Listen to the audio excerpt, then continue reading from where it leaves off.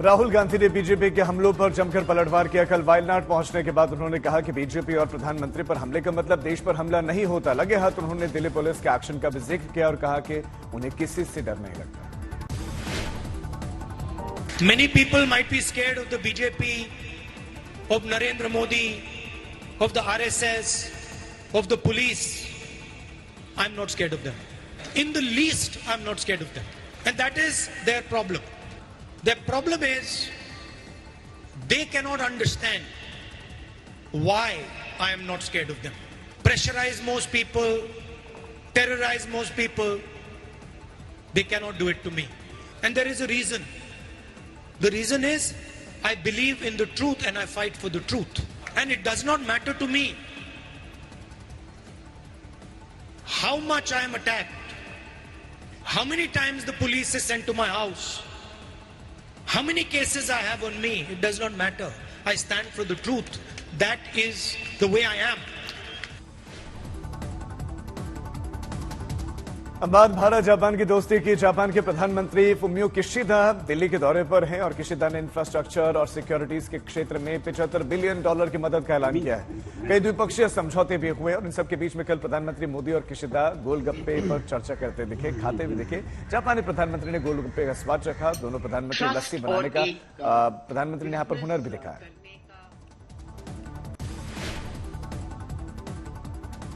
बिहार के मुख्यमंत्री नीतीश कुमार एक बार फिर से अंग्रेजी को लेकर नाराज हो गए। कल विधान परिषद की कार्यवाही के दौरान उनकी नजर एलईडी स्क्रीन पर पड़ी। उस वक्त अंग्रेजी में कुछ लिखा हुआ था, डिस्प्ले हो रहा था, जिसे लेकर मुख्यमंत्री ने नाराजगी जताई। ठीक कराइए, सब हिंदी में वहां क्या लिखे, ऑनरेबल लिख दिए हैं अंग्रेजी। क्या मतलब है साहब? स्पीकिंग टाइम, ये सब क्या अर्थ है?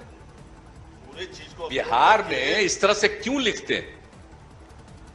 काहे के लिए चलवाए हैं? सब फालतू चीजें, इसको ठीक कराइए, हो जाए, सुधर जाए। सब हिंदी में रहना चाहिए। और फिर आपको लिखे वो देखिए ना, अंग्रेजी में 4:40 बोलिए ना, 4:41। ये कौन सा चीज है? सबको करिए। यहाँ का अब एकदम हिंदी को खत्मे कर दीजिएगा क्या? अपलोड हो जाएगा। ये बताइए, ये सब ठीक कराइए इसको। तो बिहार के डिप्टी सीएम तेजस्वी यादव ने बीजेपी पर पलटवार किया। सीबीआई ईडी के एक्शन का हवाला देते हुए उन्होंने विधानसभा में कहा कि सरकार 2024 में हार के डर से विरोधियों को डरा रही है। बीजेपी के पास ना कोई चाल है, ना कोई चरित्र है और ना कोई चेहरा है, ना कोई नेतृत्व। ये असलियत है। केवल असत्य, झूठ, भ्रम लोगों में फैलाना, समाज को तोड़ना, नफरत की राजनीति करना। तो इनके लिए एक शायरी हम पढ़ देते हैं। लहजे में बदजुबानी, चेहरे पर नकाब लिए फिरते हैं।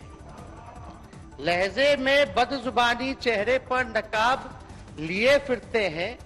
वो जिनके खुद के बही खाते बिगड़े हैं, वो मेरा हिसाब लिए फिरते हैं।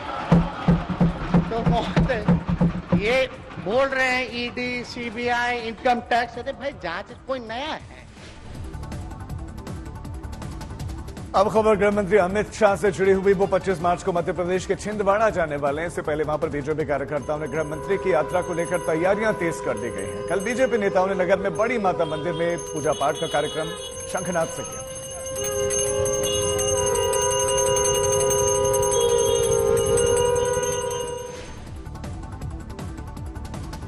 अब एक हादसे की खबर। अहमदाबाद में दर्दनाक सड़क हादसा हुआ। विशाला सर्कल के पास में बेकाबू बस ने कई गाड़ियों को टक्कर मार दी। बस तेज रफ्तार से जा रही थी, तभी ड्राइवर का कंट्रोल जो है कम हो गया और बस ने उसी रफ्तार से सामने आ रही अन्य गाड़ियों को टक्कर मार दी और इस हादसे में कुछ लोग जख्मी भी हुए।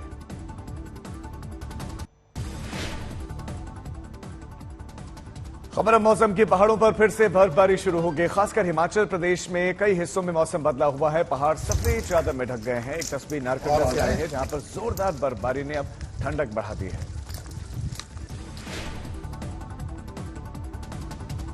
खबर अब मैदानी इलाकों की मौसम की, जहां पर बारिश और ओलावृष्टि ने तबाही मचाई। कई राज्यों में बड़े पैमाने पर फसलों को बड़ा नुकसान पहुंचा है।